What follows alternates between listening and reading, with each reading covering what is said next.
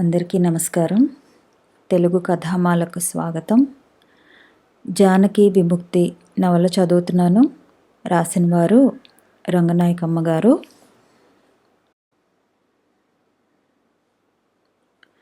చాలా అన్యాయం మూర్తి. అమ్మతో పోట్లాడతానంటావు కానీ పోట్లాడను, వాదిస్తానంతే. అమ్మకి మంచి విషయాలు తెలియాలనే కదా. మొన్న తెలుగు గడ్డ అని తెలంగాణ పోరాటానికి సంబంధించిన నవల ఒకటి చదివాను. అందులో కథంతా బాగానే ఉందనుకో. దాని సంగతి కాదు. కథలో ఒక విప్లవకారుడు ఉంటాడు. అతనోసారి పేపర్ చదువుతుంటే తల్లి అతని దగ్గరికి వచ్చి కాసేపు చూసి, కాగితాలు నీలో నీవే చదువుకుంటావేమిరా, కొంచెం గట్టిగా చదవరాదు, నేను కూడా వింటాను అంటుంది. అన్ని గ్రామాల్లోనూ పోరాటాలు జరుగుతున్నాయి కదా. ఆ సంగతులు పేపర్లో ఏం రాశారో తెలుసుకోవాలని ఉంటుంది ఆవిడికి. తల్లి అలా అడిగితే కొడుకు ఏమంటాడో తెలుసా? నీకు ఈ సంగతులు అర్థం కావులేమ్మా, ఏమి వింటావు, విన్నా తెలియవు నీకు అని మళ్ళీ తనే చదువుకుంటూ కూర్చుంటాడు. పాపం ఆ తల్లి కాసేపు నిలబడి చూసి లోపలికి వెళ్ళిపోతుంది. నాకెంత కోపం వచ్చిందో ఆ కొడుకు మీద. సత్యం చెప్పేదంతా మూర్తి ఆసక్తిగా ఉన్నాడు. ఇప్పుడు అలాగే ఉన్నారులే విప్లవకారులు. చెప్పాలంటే అంతకన్నా అధ్వానంగా ఉన్నారు. అతను తల్లికి వినిపించకపోయినా తన కోసమైనా పేపర్ చదువుకున్నాడు. ఇప్పుడు మన వాళ్ళకి అది లేదు. తల్లిదాకా ఎందుకు, భార్యలకి పిల్లలకి కూడా ఒక్క ముక్క చెప్పరు, నేర్పరు. అసలు వీళ్ళకి తెలిస్తే కదా ఇంకొకళ్ళకి నేర్పటానికి.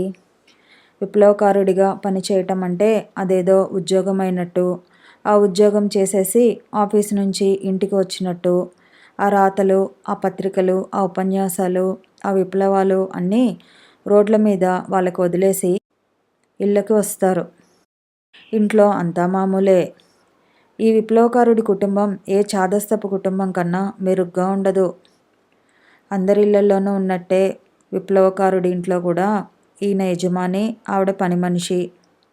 ఏమండి ఏమండి అని భార్య, నాన్నగారు నాన్నగారు అని పిల్లలు ఈ విప్లవకారుణ్ణి సేవిస్తూ ఉంటారు. మా అమ్మ సరిగా నా మాట వినది కానీ అమ్మకి ఎన్నో విషయాలు చెప్పాలని ఉంటుంది నాకు. 55 ఏళ్ళు ఉన్నాయో లేవో అప్పుడే తన జీవితం అయిపోయినట్టు విరక్తిగా ఉంటుంది. ఏమన్నా పుస్తకాలు చదువుకోరాదా అని పుస్తకాలు తెచ్చిస్తే చదవాలని శ్రద్ధ పట్టదు. పోనీ వీణ ఖాళీగా పడి ఉంది, నేర్చుకోరాదా అని ఒక రోజున సంగీతం మాస్టర్ని పట్టుకొచ్చాను. మా అమ్మని చూసి ఆయన మూర్ఛపడిపోయాడు. ఆయన్ని చూసి మా అమ్మ వంటింట్లోకి పారిపోయింది. ఎంత వాదించానో నేను. కాసేపు సంగీతం నేర్చుకోవటం, కాసేపు ఇంట్లో పని చేసుకోవటం, కాసేపు పుస్తకాలు చదువుకోవటం, అలా చేస్తే ఉత్సాహంగా గడుస్తుంది కదా పెద్ద వయసులో. నేను ఏదైనా మంచి విషయాలు చదువుకుంటూ ఉంటాననుకో, ఆ పక్కనే మా అమ్మ ఉంటుంది కదా. ఈ విషయాలు అమ్మకి కూడా తెలిస్తే బాగుండునే అనిపిస్తుంది నాకు. ఎప్పుడో అప్పుడు చెబుతూనే ఉంటాను. అందుకే నువ్వంటే నాకు ఇష్టం సత్యం. కమ్యూనిస్ట్ అనేవాడు అన్ని కోణాల్లోనూ అభివృద్ధి చెందుతూ ఉండాలి. ఏదో రాజకీయాలు ఒక్కటే తెలిస్తే కాదు. అయినా ఇతర కోణాల్లో ఏమీ నేర్చుకోకుండా రాజకీయాల్లో మాత్రం ఏం సరిగ్గా నేర్చుకోగలుగుతారు? ఆడవాళ్ళ విషయంలో ఫ్యూడల్ పద్ధతుల్లో ఉండేవాడు రాజకీయాల్లో కమ్యూనిస్టుగా ఉండగలడంటే నేను ఒప్పుకోను.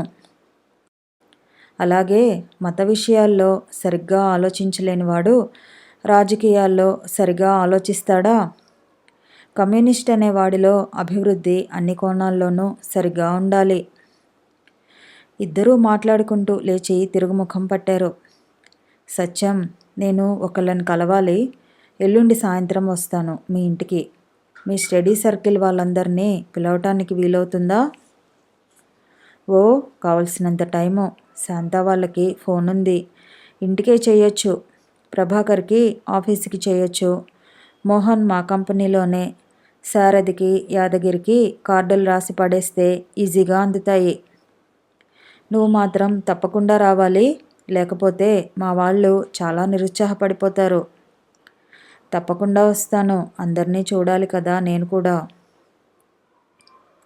మూర్తిని సిటీ బస్సులో విడిచిపెట్టి ఇంటికి వచ్చేశాడు సత్యం. సత్యం వచ్చేటప్పటికి జానకి ఇంకా పడుకునే ఉంది. ఒళ్ళు తెలియకుండా నిద్రపోతోంది. సుందరమ్మ వంటింటి గడప దగ్గర కూర్చుని బియ్యం ఏరుతోంది. సత్యం గబగబా బట్టలు మార్చుకువచ్చి, కాఫీ పెట్టేసుకున్నావా అమ్మా అన్నాడు. లేదు, ముక్తసరిగా జవాబిచ్చి ఊరుకుంది సుందరమ్మ. పెట్టేయనా?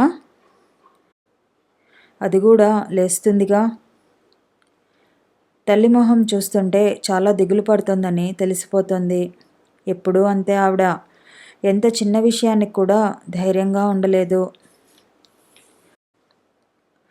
కొడుకు ఎంత మంచి విషయాలు చెప్పబోయినా అవేవో ఆకతాయి మాటలైనట్టు తోసిపారేస్తూ ఉంటుంది. మళ్ళీ కొడుకంటే సదభిప్రాయమే. చాలామంది మగపిల్లల కన్నా తన కొడుకు మంచివాడనే అభిప్రాయం ఉంది లోపల. ఎప్పుడూ అనారోగ్యంతో ఉండే తన గురించి తన కొడుకు కష్టం సుఖం అర్థం చేసుకుంటూ మసులుతాడని, తోడబుట్టిందంటే ప్రాణం పెడతాడని, కొడుకంటే పంచప్రాణాలే అయినా అప్పుడప్పుడు కొడుకు చేష్టల గురించి దిగులు పడుతూ కూర్చోవడానికి ఆవిడ కారణాలు ఆవిడకి బోలెడున్నాయి. కూతురు గురించి కూడా కొంచెం అసంతృప్తి ఉన్నా కూతురి కాపురం సరిగా లేదనే సంగతి ఆవిడెన్నడూ పట్టించుకోలేదు. కాపురం బాగోపోవడం అంటే ఏమిటో ఆవిడకి అర్థమే కాలేదు. అల్లుడికి ఇవ్వవలసినవన్నీ ఇవ్వకపోవటం వల్ల వాళ్ళ బాధ కొద్దీ వాళ్ళేదో అనుకుంటారులేమ్మనుకుంటుంది. అల్లుడు కూతుర్ని కొడతాడని తెలిసినప్పుడు కూడా ఆవిడికి మితిమీరిన కోపం రాలేదు. కాసేపు కళ్ళనీళ్ళు పెట్టుకుని దాని కర్మగావును ఎంత ముద్దుగా పెంచుకున్నామో అని బాధపడి ఊరుకుంది. కూతురి కాపురంలో కష్టాలకి పరిష్కారం వేదాంతంలో వెతికి ఓర్చుకోవాలి మరి. కొన్నాళ్ళు వెన్నెల, కొన్నాళ్ళు చీకటి అంటారు. పెళ్ళైన కొత్తలో ముద్దుగా చూసుకునేవాడు కాదు. దాని అదృష్టం బాగుంటే అతనికే జ్ఞానం వస్తుంది అని చెప్పుకొని ఆ వ్యవహారం పరిష్కారం అయిపోయినట్టు తేలిగ్గా ఊపిరి పీల్చుకొని కూర్చుంటే కూతురు హఠాత్తుగా కాపురం వదిలేసి వచ్చేసింది. తల్లి దిగులు చూస్తుంటే కొంచెం జాలేస్తున్నా మధ్యాహ్నం జానకి వచ్చిన దగ్గర నుంచి సత్యానికి సంతోషం అణుచుకోవటం మహా కష్టం అయిపోతుంది. ఎంత సీరియస్గా ఉండబోయినా చిరునవ్వులతో మొహం విప్పారుతోంది. తల్లి విచారం చూస్తే బాగా వేళాకోళం చేయబుద్ధేస్తోంది. సత్యం స్టవ్ వెలిగిస్తుంటే జానకి నిద్ర కళ్ళతో లేచొచ్చి గడప మీద కూర్చుంది. గడప మీద ఎందుకే అని తల్లి మూలిగేసరికి కిందకి దిగి గోడవార కూర్చుంది. గడప మీద లక్ష్మి ఉంటుందా అమ్మా అన్నాడు సత్యం తల్లిని మాటల్లోకి దించి కొంచెం దిగులు పోగొట్టాలని. తల్లి కోపంతో జవాబు చెప్పకుండా ఊరుకుంది. కాఫీ పెడుతున్నానే జానకి, నీకు కూడా. నాకొద్దన్నయ్యా, తాగబుద్ధేయటం లేదు. అయితే టీ పెట్టనా? ఏదో ఒకటి తాగు కొంచెం. నువ్వు తాగుతానంటే నేను తాగుతాను. కొంచెం చాలు, ఎక్కువొద్దు.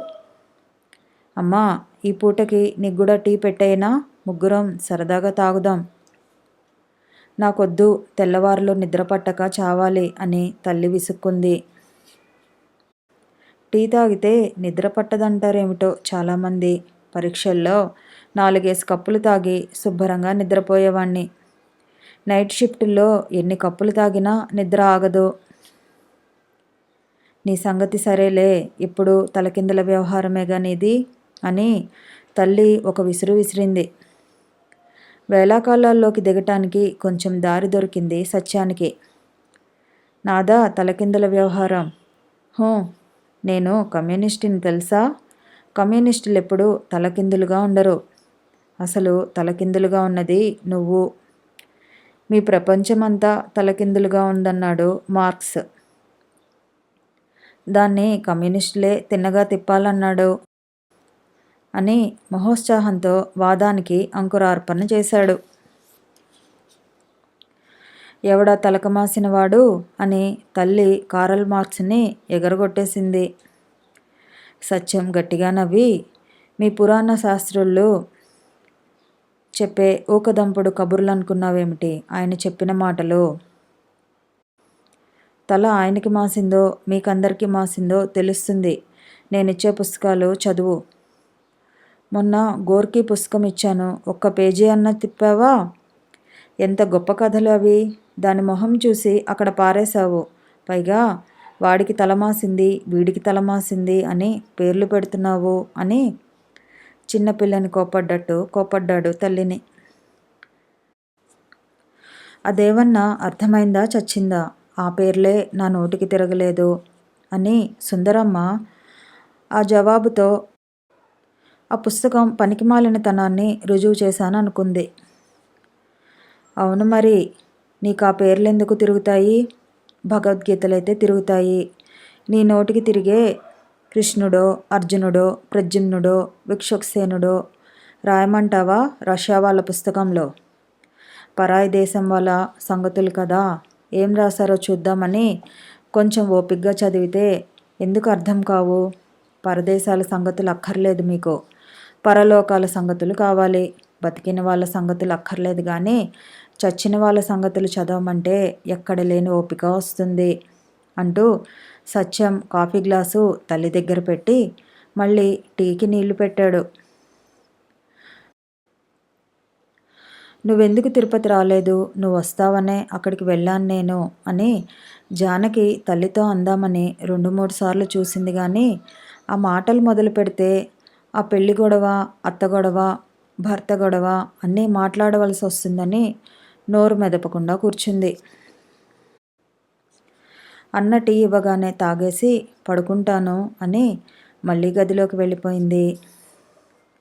కూతురు వెళ్ళిన వైపే చూస్తూ సుందరమ్మ, ఎంత చిక్కిపోయిందో చూడది, దీనికి కూడు కూడా పెట్టలేదా వాళ్ళు అని అంత చిక్కిపోవటం కూతురు తప్పేనన్నట్టు కోపంగా చూసింది. వాళ్ళు సరైన వాళ్ళైతే అది అర్ధరాత్రి అప్పుడు ఎందుకు వస్తుందమ్మా? వాడొచ్చి రమ్మనగానే ఇష్టంతోటే వెళ్ళింది కదా. అలాంటి మనిషి వచ్చేసిందంటే వాళ్ళు ఎంత కాల్చుకు తిన్నారో అన్నాడు సత్యం సమయం దొరకగానే. ఇంతసేపు కూర్చుందా? ఒక్క ముక్క చెప్పిందేమో చూడు. చెప్తుందిలేమ్మా, పాపం నిద్రమత్తులో ఉంది. ఏం జరిగిందో ఒక్క ముక్క చెప్పడానికేం? నువ్వు అడగకపోయావా పోనీ? అడిగితే చెప్తుందా? మొండితనం నేర్చింది బాగా. రాగానే ఎలా విరుచుకుపడిందో చూసావుగా. అవును, గొడవ పెట్టుకొచ్చావా అని నువ్వెందుకన్నాలి దాన్ని? అదెప్పుడన్నా గొడవలు పెట్టుకునే మనిషా? నోట్లో నాలిక లేదని నువ్వే అంటావుగా. జరిగిందేమిటో తెలుసుకోకుండా నువ్వు అలా మాట్లాడితే దానికి ఎంత కష్టం వేస్తుంది? నాకు వేస్తుంది నాయనా కష్టం. పిల్లలు మాట వినకుండా తయారైతే తల్లికి మాత్రం కష్టం వేయదు? నీ కష్టం కన్నా దాని కష్టం ముఖ్యం. అది చిన్నది, ఎంతో కాలం బతకవలసింది. దాని కష్టం గురించి ఆలోచిస్తావా? నీ కష్టం గురించే ఆలోచించుకుంటావా? తల్లి మళ్ళీ మాట్లాడలేదు. ఆ రాత్రి ఇక ఆ మాటలేమీ జరగలేదు. జానకి వచ్చినప్పటి నుంచి జరిగిందంతా శాంతకి పెద్ద ఉత్తరం రాశాడు సత్యం అర్ధరాత్రి దాకా కూర్చుని. మర్నాడు పొద్దున్నే సత్యం లేచి పనులు చేస్తుంటే జానకి కూడా లేచి వచ్చింది. అప్పుడే ఎందుకు లేచావు? కాసేపు పడుకో అన్నా వినిపించుకోకుండా మొహం కడుక్కు వచ్చి కూరగాయలు కత్తిపీట ముందేసి కూర్చుంది. మూర్తిగారు తన మందు సంగతి చెప్పకుండానే వెళ్ళిపోయారేమోనని లేచిన దగ్గర నుంచి ఒకటే ఆందోళనగా ఉంది జానక్కి. మూర్తిగారు వెళ్ళిపోయారా అన్నయ్య? లేదు, ఊళ్ళోనే ఉన్నాడు. రేపు సాయంత్రం వస్తాడు. జానకి ప్రాణం లేచి వచ్చినట్టయింది. నీ బట్టల కోసం ఇవాళ వెళ్దాం. ఇప్పుడెందుకు తొందరలేదు. వెళ్ళాలిలే, మూర్తి నీతో కొన్ని సంగతులు మాట్లాడమన్నాడు. జానకి అన్న మొహం వైపు ఒకసారి చూసి లేచి కత్తిపీట తీస్తుంటే పైటలోంచి మంగళసూత్రాల తాడు గలగల్లాడుతూ బయటికి వేళ్లాడింది సత్యం చెవి పక్కన. సత్యం మొహం చిట్లిస్తూ దానికేసి చీదర పడ్డట్టు చూసి తల తిప్పేశాడు. జానకి అంతవరకు ఆ తాడు ఝాసే లేదు. ఆ సూత్రాలు మెళ్ళో ఉంచుకోవటమో తీసేయటమో అనే ఆలోచన లేదు అప్పటిదాకా. చేతిలో పని ఆపేసి గదిలోకి వెళ్ళి మెళ్ళోంచి తాడు తీసి డ్రాయర్లో పెట్టి మళ్ళీ వచ్చింది. సత్యం బియ్యం చెరుగుతుంటే నీకు చేతగాదు ఇలా గీయి అని చేట లాక్కోబోయింది కానీ సత్యం ఇవ్వలేదు. చేతగాకపోతే నేర్చుకుంటా. నాకన్నా చిన్నదానివి, నీకు చేతనైన పని నాకెందుకు చేత కాదు? నేర్చుకుంటే అన్నీ వస్తాయి అంటూ సత్యం బియ్యం చెరగటం మొదలెట్టాడు. జానకి ఆశ్చర్యంగా చూస్తూ నుంచుంది. జానకి, మొన్న హౌస్ వైఫ్ అనే పుస్తకం ఒకటి చదివానే. హౌస్ వైఫ్ అంటే ఇల్లాలు అనే అర్థం తెలుసా? ఆ పుస్తకం చదివితే నా పనులకి నాకెంత సిగ్గేసిందో. ఇదివరకైతే బియ్యం చేట పట్టుకుపోయి అమ్మ దగ్గర పడేసేవాణ్ణి. చెరిగే పని ఆడవాళ్ళకే బాగా వస్తుందనుకునేవాణ్ణి. ఏదన్నా చిరిగితే అమ్మనే కుట్టమనేవాణ్ణి. నాలాంటి వాళ్ళ కోసమే రాసింది ఆ పుస్తకం రాసినావిడ. మగాళ్ళు ఎప్పుడన్నా ఇంట్లో కాస్త పని చేస్తే ఇది అసలు ఆడవాళ్ళ పనిలే, ఏదో నేను మంచివాణ్ణి కాబట్టి ఈ పని చేస్తున్నాను అనుకుంటారట. ఛీ, నేను అలా అనుకోను కానీ కొన్ని పనులు మాత్రం ఆడవాళ్ళకే బాగా వస్తాయేమో అనుకునేవాణ్ణి. కొంతమంది మగాళ్ళైతే తోమటం నాకు సరిగా రాదు బాబు, లేకపోతే చేద్దును గాని అంటారట. చీపురు పట్టుకోవటం ఎలాగో తెలియదు నాకు, ఆ పని మాత్రం నువ్వు చేసుకుందు అంటారట. ఈ గుండి కాస్త కుట్టి పెడదు, నువ్వైతే బాగా కుడతావు అని. ఆ పనులన్నీ ఆడవాళ్ళ పనులే అన్నట్టు మాట్లాడతారట. మరి నేను అలాగే చేశా కదా. కొన్ని మాటలు నా కోసమే రాసిందేమోని అనిపించింది. రోజు అమ్మనే బియ్యం చెరగమనేవాణ్ణి కదా.